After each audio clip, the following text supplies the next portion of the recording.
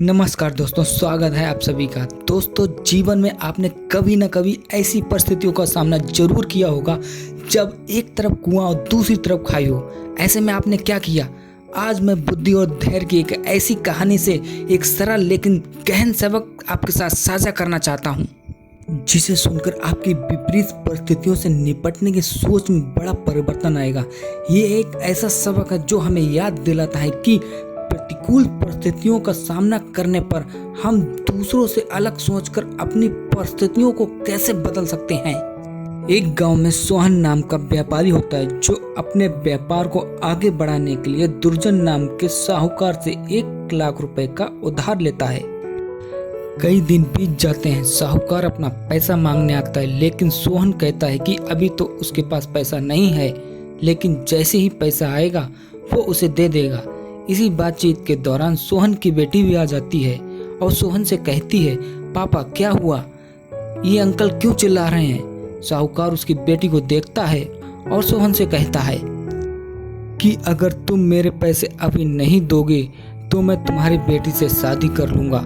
उसके बाद साहूकार के दिमाग में एक आइडिया आता है और वो सोहन से कहता है कि चलो एक खेल खेलते हैं। साहूकार सोहन से कहता है कि उस खेत में सफेद और काले रंग के पत्थर हैं।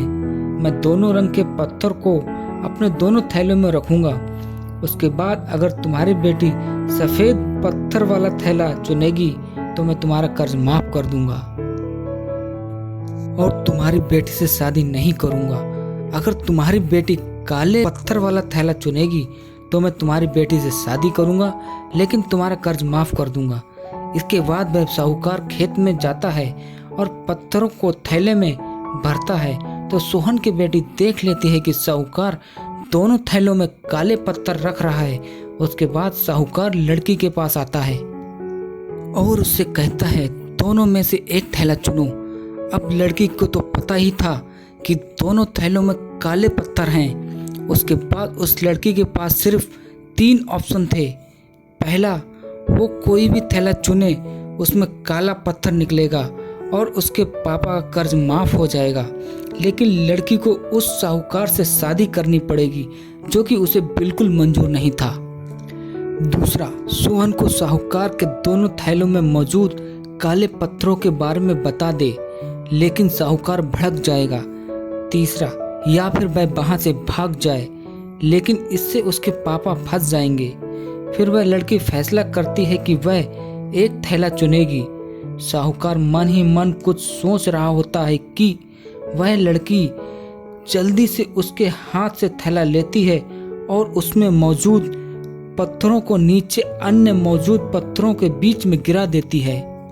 फिर कहती है, मुझे माफ करना, जो थैला मैंने चुना था उसका पत्थर मैं देख नहीं पाई और वो नीचे गिर गया। अब नीचे तो पहले से ही कई सारे पत्थर मौजूद हैं, कैसे पहचानूं कि मैंने कौन से रंग का पत्थर चुना था? लड़की मुस्कुराती है और साहूकार से कहती है, अंकल वो दूसरा थैला दिखाओ, उसमें कौन से रंग का पत्थर है? अगर वो काले पत्थर वाला थैला होगा तो जो मैंने चुना था वो सफेद पत्थर वाला थैला था जो कि नीचे गिर गया। उसके बाद जब साहूकार दूसरा थैला दिखाता है तो उसमें काला पत्थर होता है, क्योंकि दोनों थैलों में ही उसने काला पत्थर डाला था। साहूकार के शर्त के अनुसार लड़की को साहूकार से शादी भी नहीं करनी पड़ती और सोहन का कर्ज भी माफ हो जाता है। इस कहानी से हम ये सीख सकते हैं कि किसी मुश्किल हालात में हमें दूसरों से थोड़ा अलग सोचना चाहिए। जीवन में हम अक्सर ऐसी परिस्थितियों का सामना करते हैं जिनसे निपटना असंभव लगता है।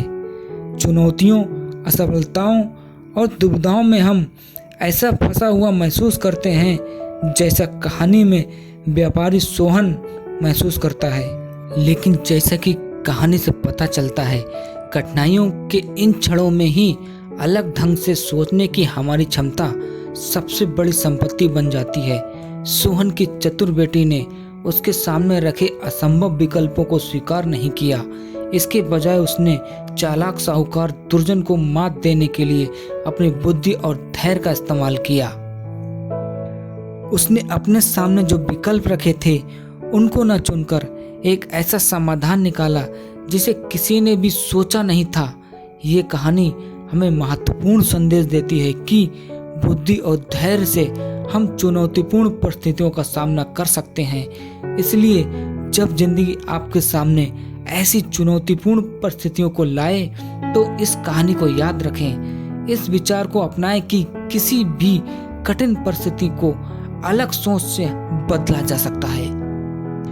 अपनी आंतरिक रचनात्मकता को आगे बढ़ाएं, अपने आप पर भरोसा करें और नए समाधान खोजें। सोहन की बेटी की तरह आप यथास्थिति को चुनौती देकर और कुछ अलग करने का साहस करके अपने जीवन की दिशा बदल सकते हैं।